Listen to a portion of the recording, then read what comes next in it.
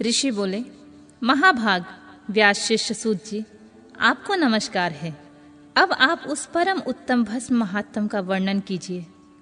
भस्म महात्म, रुद्राक्ष महात्म तथा उत्तम नाम महात्म, इन तीनों का परम प्रसन्नता पूर्वक प्रतिपादन कीजिए और हमारे हृदय को आनंद दीजिए। सूत जी ने कहा, महर्षियों, आपने बड़ी उत्तम बात पूछी है। यह समस्त लोगों के लिए हितकारक विषय है। जो लोग भगवान शिव की उपासना करते हैं वे धन्य हैं, कृतार्थ हैं, उनका देह धारण सफल है तथा उनके समस्त कुल का उद्धार हो गया है। जिनके मुख में भगवान शिव का नाम है, जो अपने मुख से सदा शिव और शिव इत्यादि नामों का उच्चारण करते रहते हैं, पाप उनका उसी तरह स्पर्श नहीं करते हैं जैसे खदे वृक्ष के अंगार को छूने का साहस कोई भी प्राणी नहीं कर सकता। हे शिव, आपको मेरा नमस्कार।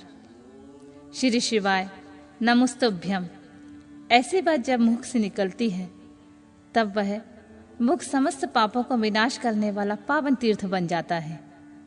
जो मनुष्य प्रसन्नता पूर्वक उस मुख का दर्शन करता है उसे निश्चित ही तीर्थ सेवन जनित फल प्राप्त होता है।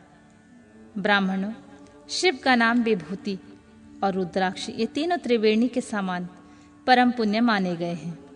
जहाँ ये तीनों शुभतर वस्तुएं सदैव रहती हैं, उनके दर्शन मात्र से मनुष्य त्रिवेणी स्नान का फल पा लेता है। भगवान शिव का नाम गंगा है, विभूति यमुना मानी गई है तथा रुद्राक्ष को सरस्वती कहा गया है। इन तीनों की संयुक्त त्रिवेणी समस्त पापों को नाश करने वाली होती है। श्रेष्ठ ब्राह्मणों, इन तीनों की महिमा को भगवान महेश्वर के बिना दूसरा कोई भली भांति जानता है। इस ब्रह्मांड में जो कुछ है वह तो सब केवल महेश्वर ही जानते हैं।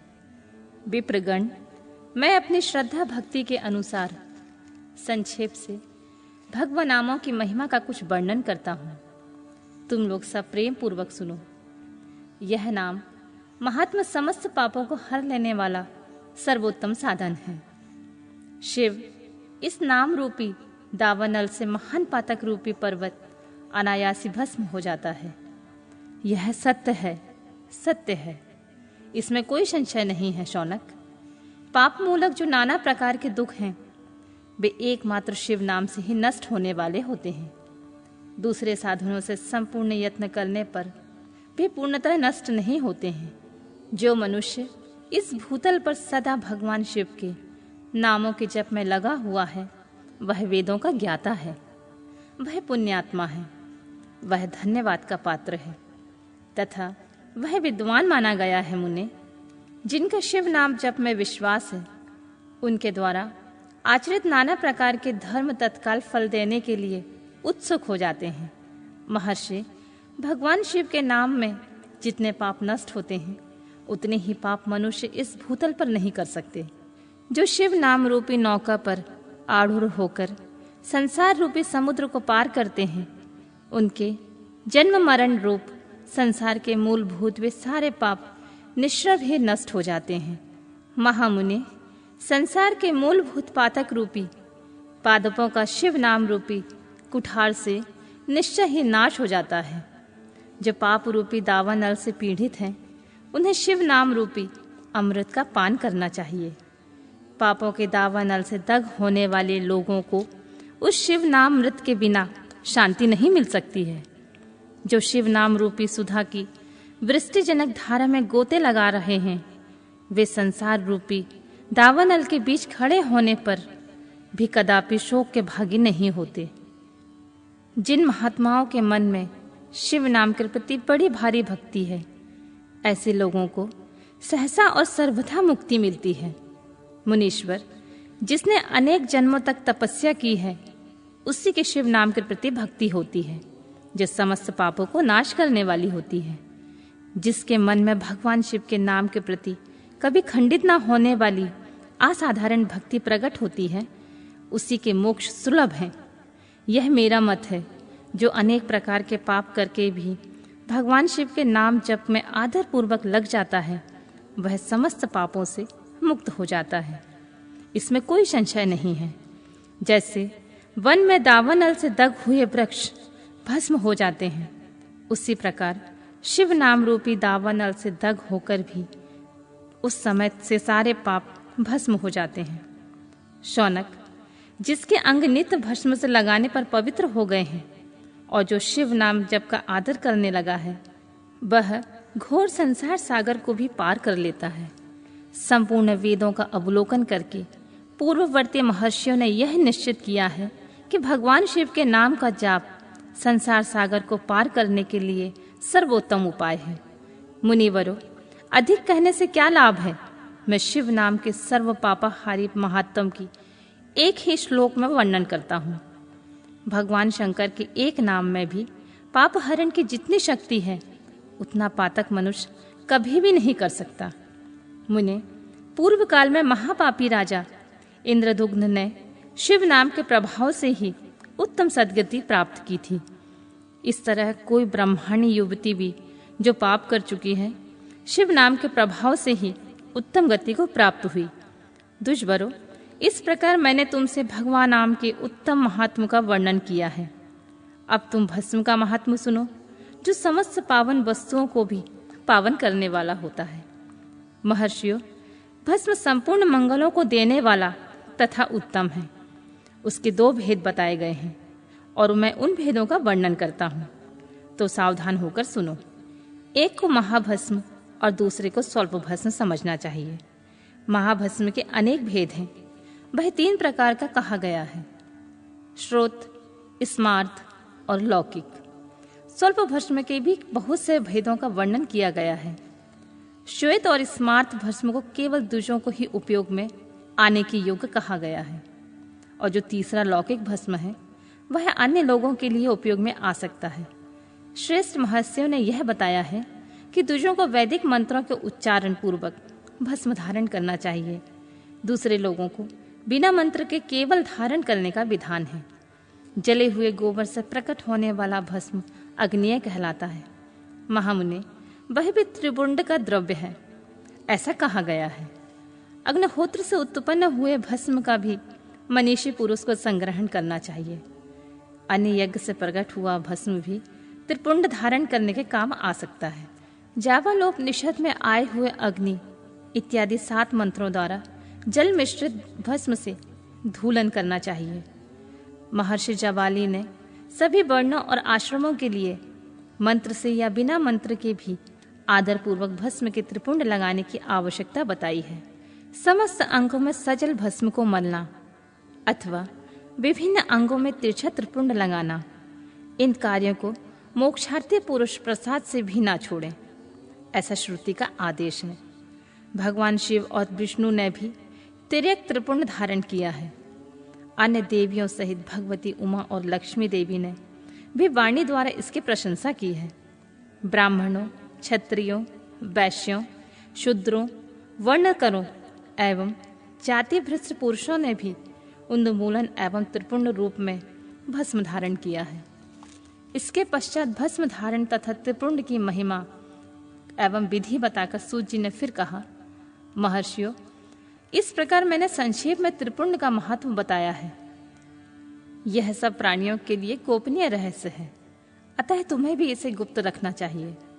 मुनिवरों, ललाट आदि सभी निर्दिष्ट स्थानों में भस्म से 3 तिरछी रेखाएं बनाई जाती हैं।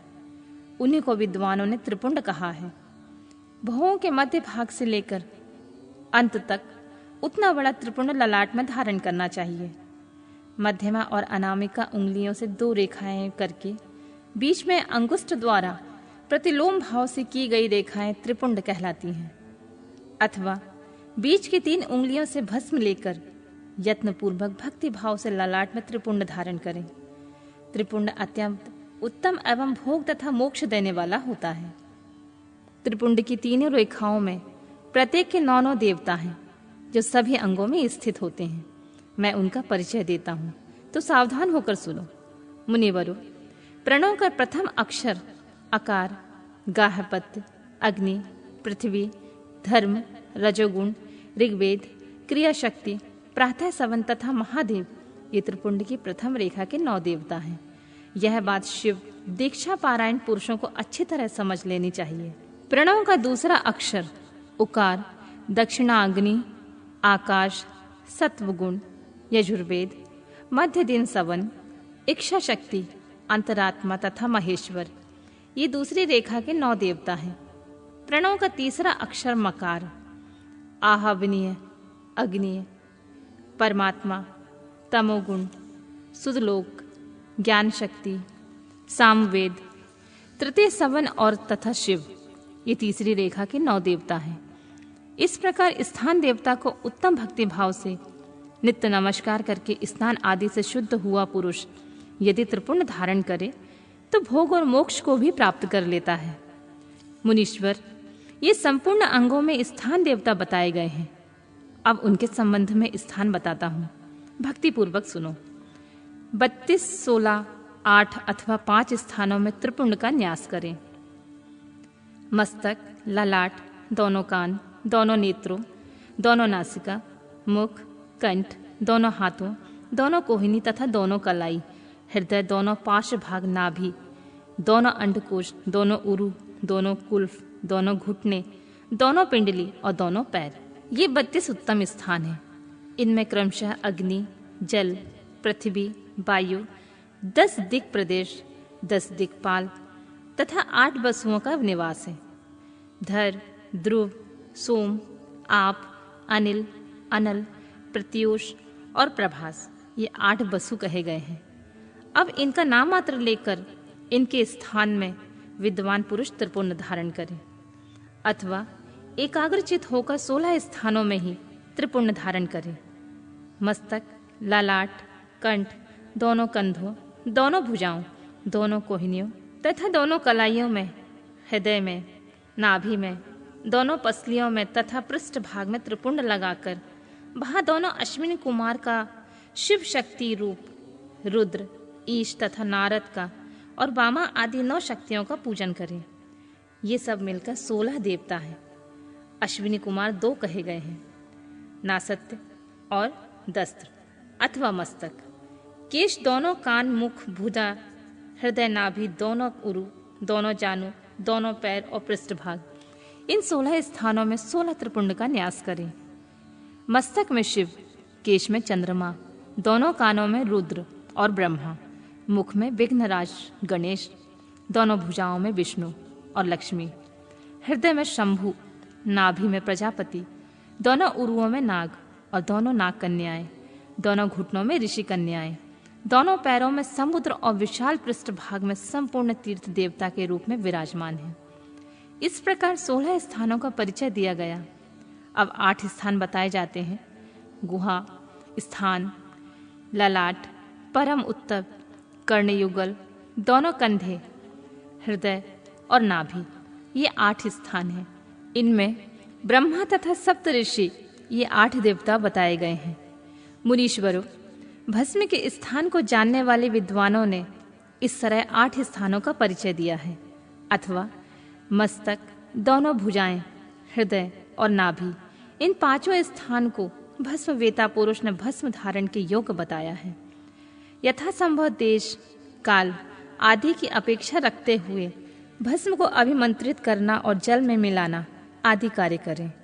यदि भस्म में भी असमर्थ हो तो त्रिपुंड आदि लगाएं।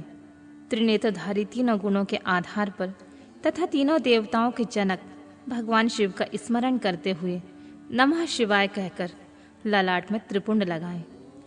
ईशाभ्याम नमः ऐसा कहकर दोनों पार्श्व भागों में त्रिपुंड धारण करें। बीजाभ्याम नमः यह बोलकर दोनों कलाइयों में भस्म लगावें। पितृपाभ्याम नमः यह कहकर नीचे अंगों में। उमेशाभ्याम नमः ऐसा कहकर ऊपर के अंग में। भीमाय नमः कहकर पीठ में और सिर के पिछले भाग में त्रिपुंड लगाना चाहिए।